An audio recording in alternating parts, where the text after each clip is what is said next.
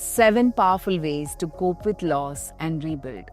Hello, champions, and Dr. Meghna Dikshit, author of You Matter, and I'm so excited to welcome you to our channel. Here we dive deep into the limitless potential of your mind and brain. Together we unlock the secrets to success, help you heal from the past, and prepare for an extraordinary future. If you're new here, make sure to hit that subscribe button and ring the notification bell so you never miss out on the tools and insights you need to thrive. And for my committed subscribers, welcome back. Your journey to mastering your mind and living your best life continues here. Today, we are going to talk about something that every single one of us faces at some point. The feeling that our life is falling apart. Maybe you have lost a job, ended a relationship, or are dealing with the death of your loved one. Maybe it's all those things at once, and you're wondering how will you ever put the pieces together. If you are in the dark place right now, I want you to know something: you're not alone. And more importantly, you will get through this. Are these mere words? Not really. When I lost my mother, I was devastated, especially because I held myself responsible for her death. I felt that I could have saved her life as I'm a doctor. I took something like 13 years to get over her loss. Even today, when there is any celebration at home, my first thought is, I wish my eye was there. So if you're going through some loss, I get what you're feeling. It's okay to not be okay. When we are going through a major loss or life change, it's natural to feel a whole range of emotions: sadness, anger, fear, confusion. You might feel like you are on an emotional roller coaster. Fine 1 minute and in tears the next. It is all normal. In fact, it is a necessary part of the healing process. While we cannot control the losses we face in life, we can control how we respond to them. And that's what we are going to focus on today. I'm going to share with you 7 powerful strategies for coping with loss and starting to rebuild your life. These are not quick fixes. Healing takes time, but these are tools that have helped me navigate through the darkest times in my life. Strategy number 1: acknowledge and accept your feelings. The first step in coping with loss is to simply acknowledge what you're feeling. Don't try to push your emotions away or pretend you're fine when you're not. Identify what you're feeling. Are you sad, angry, scared, or lost? Whatever you're feeling, let yourself feel it. Write it down in a journal. Say it out loud. Share it with a trusted friend. Your feelings are valid. Don't brush them away. There's no right or wrong way to feel when you're going through a tough time. Accepting your emotions doesn't mean you have to like them or that you will feel this way forever. It just means you are being honest with yourself about where you are right now. That is a first step towards healing. Strategy number 2: practice self-compassion. When life falls apart, it's easy to fall into self-blame or harsh self-criticism. This is what I did to myself. I went into self-loathing, which resulted in me getting diagnosed with PCOD. If your friend was going through some loss, how would you treat them? With kindness, right? Or would you berate them and tell them to just get over it?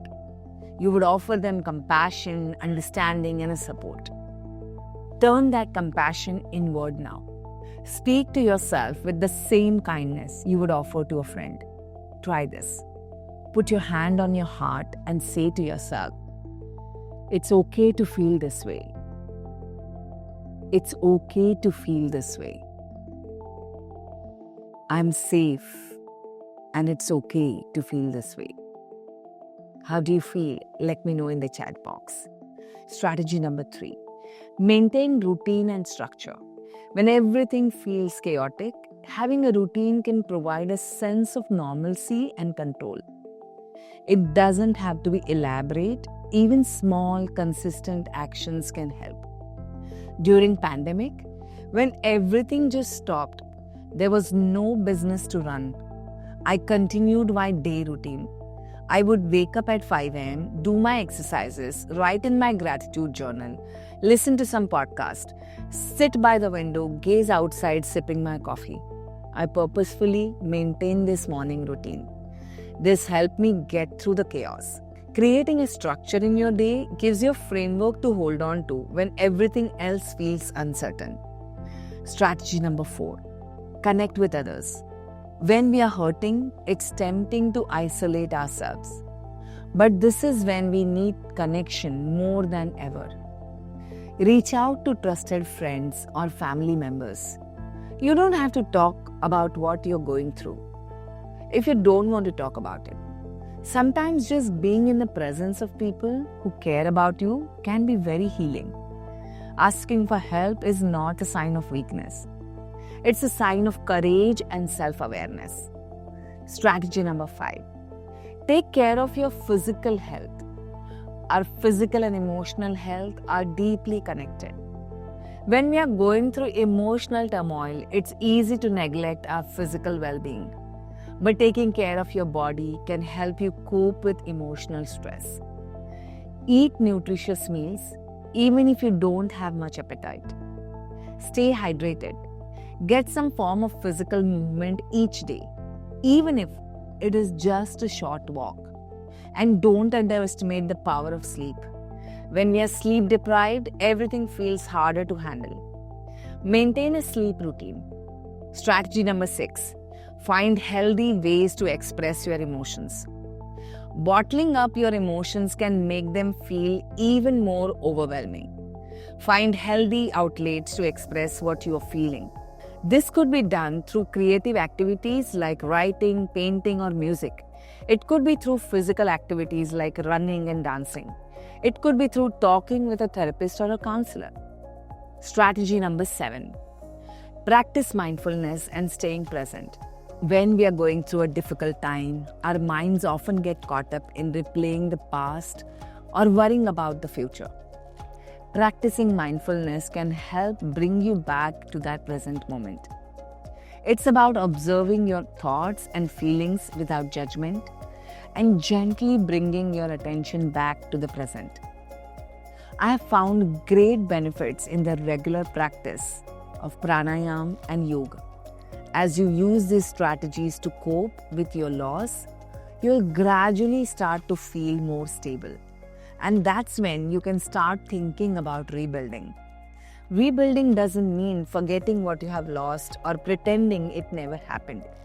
It means finding a way to move forward and live without that what you have lost, while you're honoring your experience. Remember, you're stronger than you think you are. The fact that you're here with me, seeking ways to cope and move forward, shows incredible resilience. If you found this video helpful, please give it a thumbs up, share it with someone who might need to hear this. There are 2 ways I can help you achieve more. We have included 2 valuable links in the caption below. Join my live seminar, learn how to train your brain, overcome all your losses and grief, and unlock your full potential to achieve all your goals. Completely free. And second is to get my book, You Matter. Start your personal growth journey with me today by purchasing the book and taking the first step towards transformation. Until then, next time.